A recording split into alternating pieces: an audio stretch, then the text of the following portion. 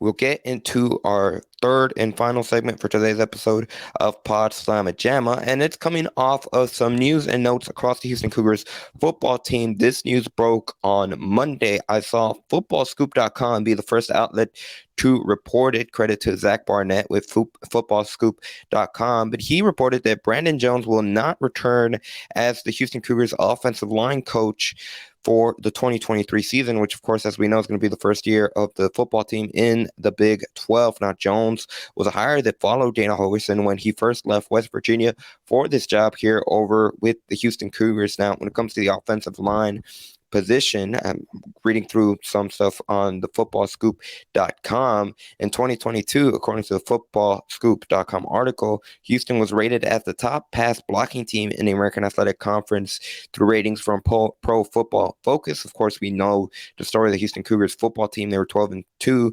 2021, and a big reason for that was how they were able to establish the run game with Alton McCaskill in that 2021 season that had them in the American Athletic Conference Championship game.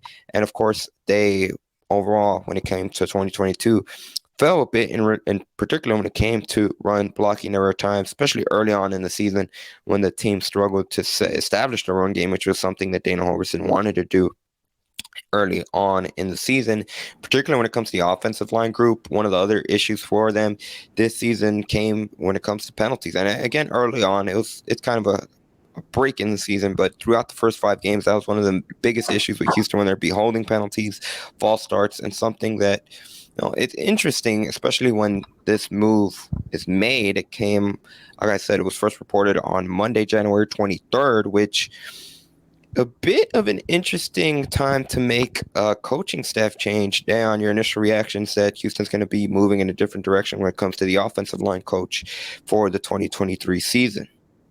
Surprised. I read the article and they talked about him being one of the highest paid assistants.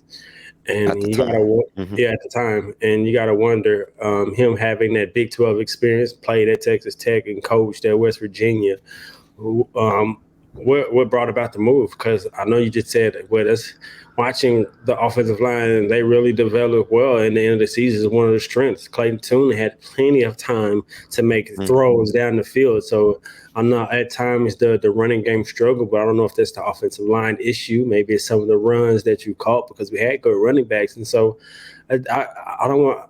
It's interesting. I wonder if who they'll replace him, and what they'll do. But to me, it wasn't a scenario where he was just doing a bad job or the offensive line has struggled. He had the offensive line recently drafted in the first. Well, no, he was in the second or third round. Paul of Arizona.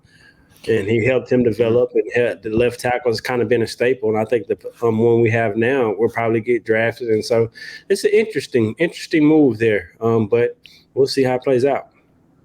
I think the timing of it's probably the thing that kind of, it's intriguing. I'm sure more news will come out as the days continue to move on. But in particular, when it comes to that position, it's such an important one in regards to heading into the Big 12, like we talked about during our last episode, when you're going up against top talent in the trenches, because especially with a team that, like the Houston Cougars, that's going to have a new quarterback, regardless of who's calling plays, whether it be Donovan Smith, Lucas Coley, or heck, anyone else. And you think that those two are the front runners.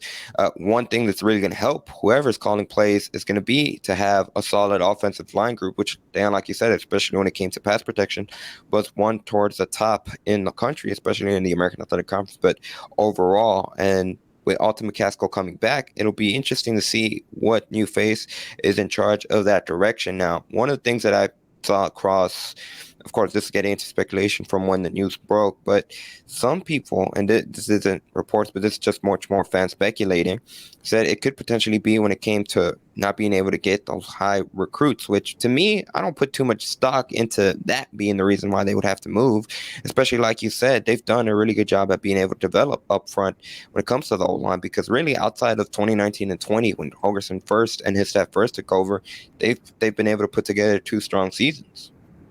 Yeah, and I don't know about the recruiting, because you look at some of the recruiting transfers. They recruit the transfers. Got one from Texas who played and developed really well this season. And so I don't know if the recruiting is played.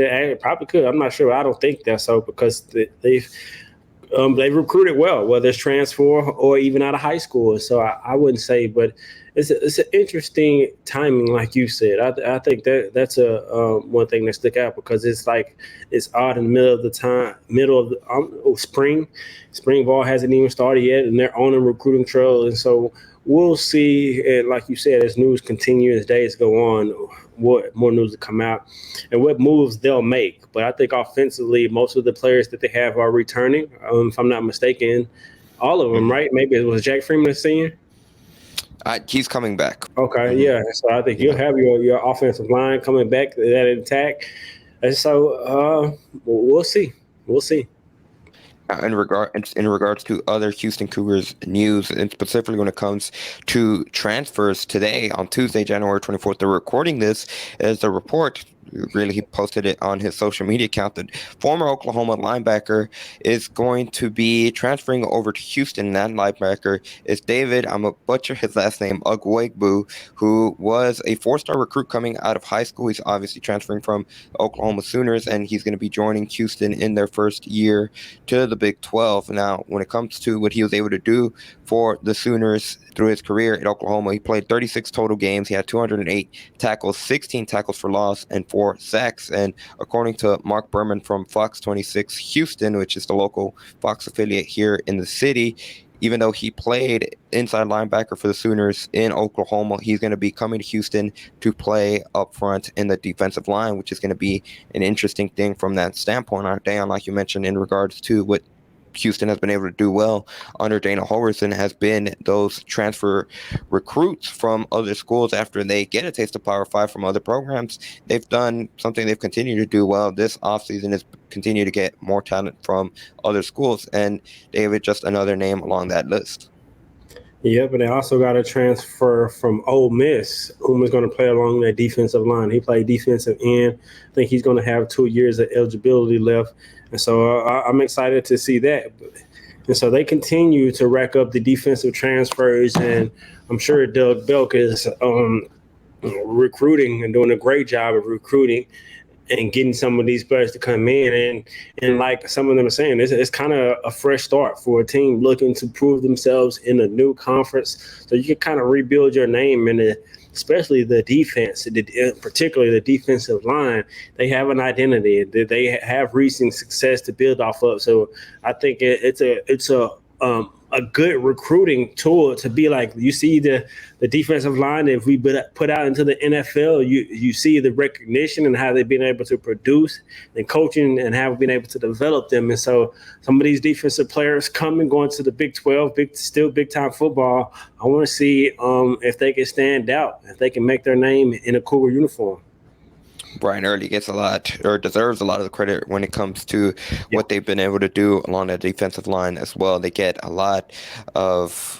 deserves a lot of credit because you can kind of see the support that he has from the current players that he has coaching in every time, not only when it comes to what they're able to do on the field, but even some players that have transferred out of Houston. Brian Early has at times even gone on social media and given them a shout out and said that this player will be a good fit at any other program, and he kind of highlights them, which is not something that you see from coaches often, especially from players that are leaving the program. But that's going to be something interesting to keep an eye on. Now, in regards to Houston Cougars football, they did. Before we go on, Andy, that defensive end that I referenced, his name is Brandon Mack. That's transferring from Ole Miss. Brandon Mack.